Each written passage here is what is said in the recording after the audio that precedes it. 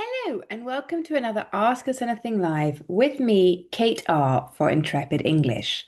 I am the senior teacher with Intrepid English, and every Friday I go live and I talk about a grammar, pronunciation, or vocabulary point that will help you, the English learner. So this week I am going to have, it's a really fun topic, and it's because from next week, from June, we have refreshed our presentations in English course on our website.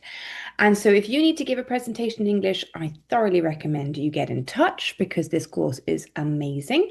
And so that is why the topic for today is how can let's my top tips to make your Q&A slay.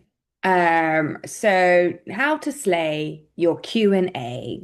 Okay. So your Q&A, your question and answer portion of a business presentation is where your audience can really demonstrate, also where you can demonstrate clarity, professionalism, and confidence. So you will be asked questions by your audience, and obviously how you respond is showing it's really important. And so I want to give you a great approach onto how you can slay this part of your presentation.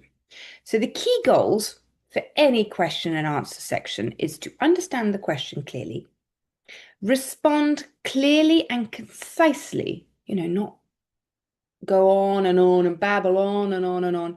You want to answer clearly and concisely. Use polite and professional language at all times to stay calm and confident and to handle tough or unexpected questions gracefully to show your professionalism.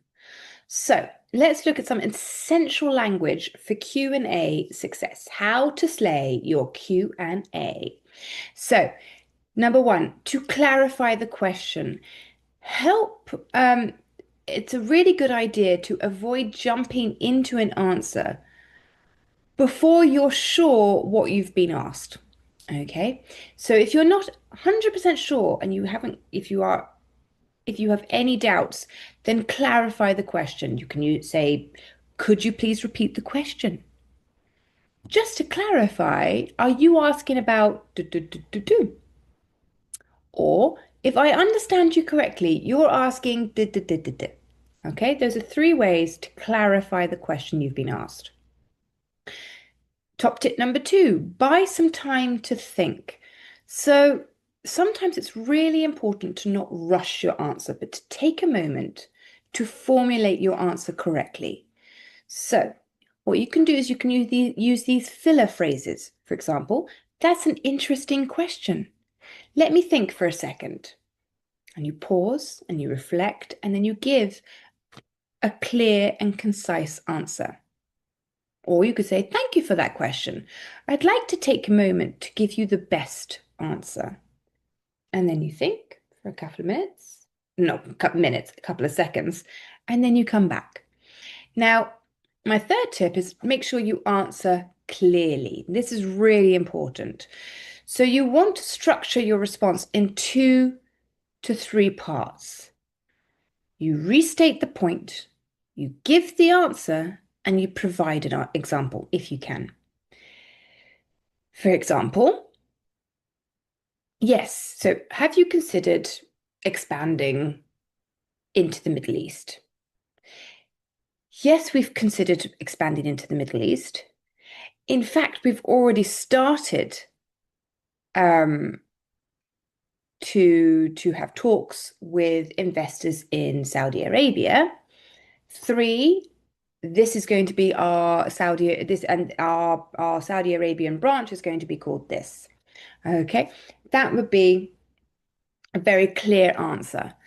Tip number 4, handling difficult questions. So every presentation has difficult questions. It's a fact. There are people who enjoy asking difficult questions.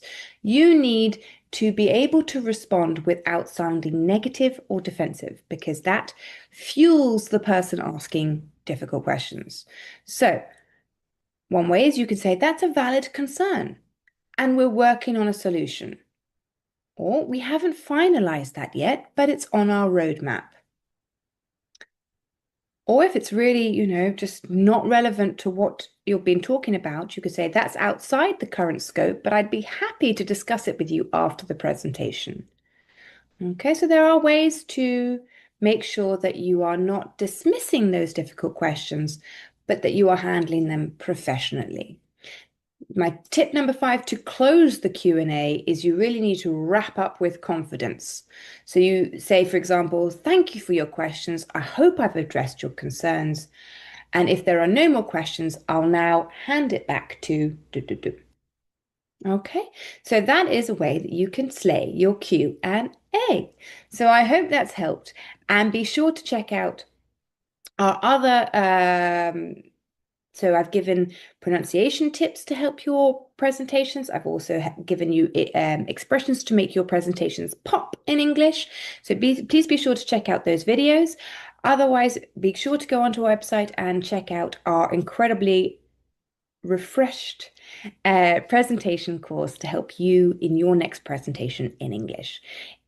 In the meantime, have a wonderful weekend and see you next week.